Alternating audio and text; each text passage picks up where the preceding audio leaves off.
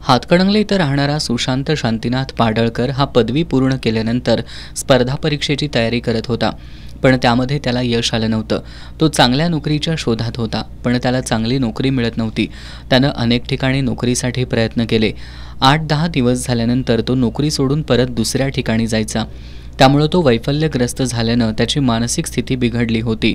तो सध्या हातकणंगले इथल्या लक्ष्मी औद्योगिक वसाहतीमध्ये एका कंपनीत 4 दिवसांपूर्वी कामाला लागला होता.